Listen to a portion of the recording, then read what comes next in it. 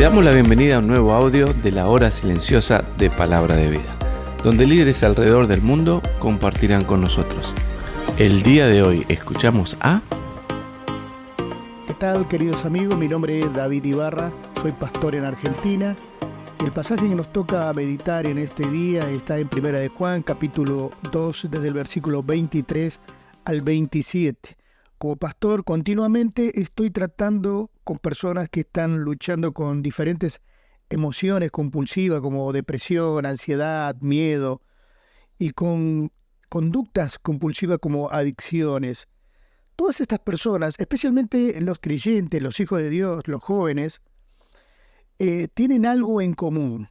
La mayoría de estas personas están creyendo en una mentira, como por ejemplo, mi vida no tiene sentido, a nadie le intereso, o nunca lo lograré, o la felicidad está en el dinero. Son todas mentiras. Han perdido el gozo, han dejado de brillar como cristianos. En otras palabras, han perdido su comunión con el que genera la felicidad, con el que produce vida y felicidad, que es Cristo. Han perdido su comunión. El apóstol Juan nos va a enseñar y nos va a hablar de cómo mantener, cómo perseverar en esa comunión verdadera para que nuestro gozo sea completo. Y en esta sección nos va a hablar de que para tener comunión verdadera debemos andar en la verdad. Vamos a ver cómo andar en la verdad. En primer lugar, debemos reconocer y confesar que Jesucristo es Dios. Comenzando del versículo 22 en la Nueva Versión Internacional, dice así la palabra de Dios: ¿Quién es el mentiroso sino el que niega que Jesús es el Cristo? Es el anticristo, el que niega al Padre y al Hijo. Todo el que niega al Hijo no tiene al Padre, y el que reconoce al Hijo tiene también al Padre. Hay una diferencia aquí entre los que niegan y los que confiesan. Dos tipos de personas. Los que niegan son los falsos maestros, son los anticristos de ese tiempo, o sea, los que no tenían a Dios y no tenían al Padre. Y están los que confiesan, son los que proclamaban la deidad de Cristo, los que proclamaban el poder de Cristo resucitado. Ellos sí dan evidencia de su salvación. Ahora, esta semilla, esta mentira, tenía como propósito quitarle el valor de la deidad a Cristo, decir que Jesús no era el Dios encarnado, por lo tanto no tenía autoridad, y si él no tenía autoridad, también quitaría el valor a su sacrificio, y si él quitaba el valor de su sacrificio y su resurrección, estaría impidiendo el acceso de muchas personas a Cristo. O sea, está siendo un obstáculo, no sería un mensaje con poder para que muchas personas conozcan la salvación y a Cristo como su Salvador. Pero también tenía el objetivo de tapar la boca a los creyentes. Si esta mentira los creyentes creían, taparían la boca y ellos perderían el valor de confesar, de testificar el amor de Cristo.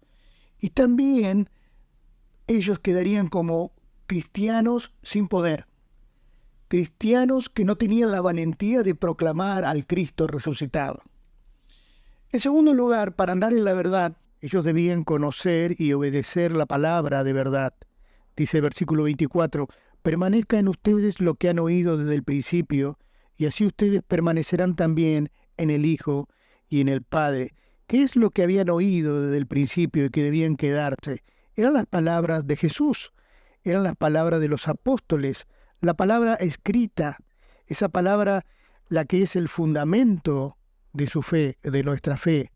Es la palabra que había traído el evangelio de la gracia de Dios y la salvación, la sana palabra que le habían traído salvación a ellos. Y esa palabra les permitía tener una relación íntima, viva, con el Hijo y con el Padre. Ella es la que tenían que guardar. Pero esta palabra era contraria a la de los falsos maestros gnósticos. Ellos decían que el fundamento de su espiritualidad y la verdad estaba en su propio conocimiento. Es más, ellos tenían un lema que decía: conócete a ti mismo y conocerás a Dios. O sea, ellos creían que su fundamento estaría en su propia mente. Pero esta mentira que aún se sigue promoviendo es el pensamiento relativo, o sea, cada uno puede pensar y puede tener su propia verdad.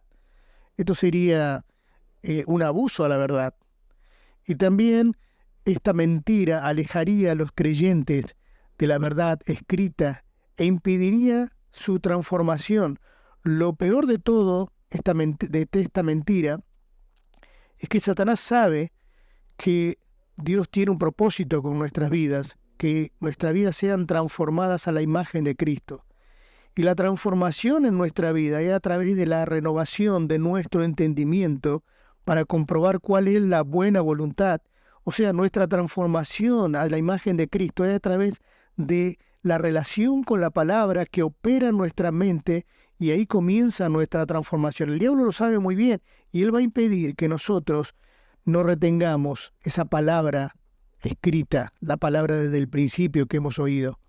Entonces debemos cada día alimentarnos, debemos dejar que esa palabra nos llene de su verdad, porque necesitamos estar protegidos de la mentira, de diferentes filosofías que hay en este tiempo. Por eso, nuestra comunión diaria.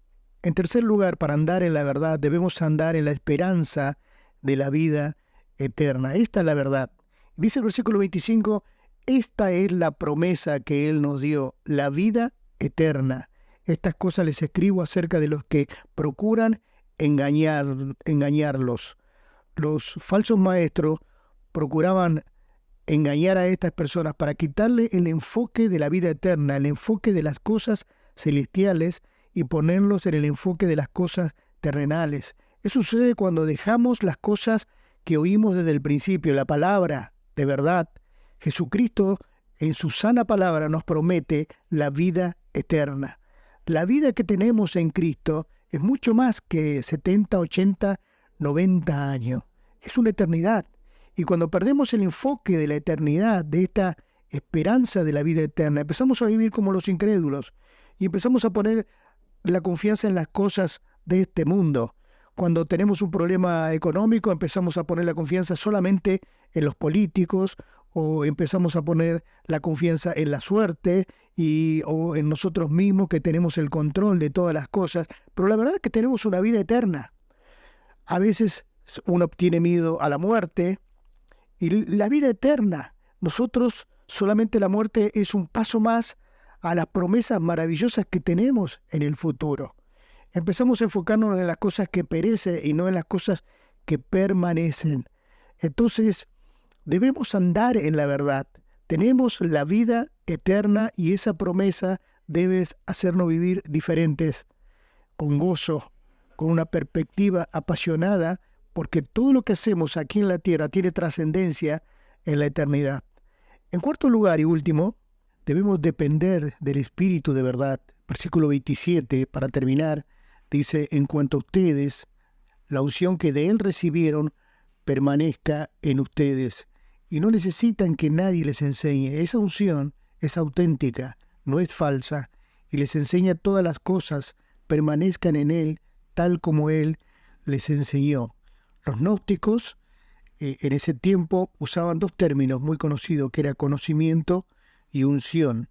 Algunos decían que tenía tanto conocimiento que tenían una unción especial, pero esa unción o ese conocimiento era falso. Nuestra unción verdadera es el Espíritu Santo, porque cuando recibimos a Cristo, recibimos el Espíritu Santo, y Él nos ungió con su Espíritu para conocer la verdad. Ese Espíritu Santo es nuestro gran maestro. Aun cuando tenemos maestros en la escuela dominical o en la iglesia, el Espíritu Santo guía a los maestros y guía a nosotros, los alumnos. Él nos enseña, y jamás el Espíritu Santo nos enseña independientemente de la palabra de Dios. Él toma la palabra para enseñar. Dice San Juan 16:13, pero cuando venga el Espíritu Santo, dice el Señor Jesús, Él os guiará a toda verdad. Él me glorificará porque tomará de lo mío y lo os hará saber. Para concluir, no permitas que las mentiras te conformen. Deja que la verdad te transformen y te lleven a ser como Cristo. Si quieres una vida de gozo, si quieres una vida plena, debes permanecer en comunión con Cristo cada día a través de su palabra. Que Dios te bendiga. Gracias por escucharnos. Recuerda que este audio no reemplaza tu tiempo a solas con Dios. Te animamos a que escribas tus aplicaciones personales. Hasta mañana.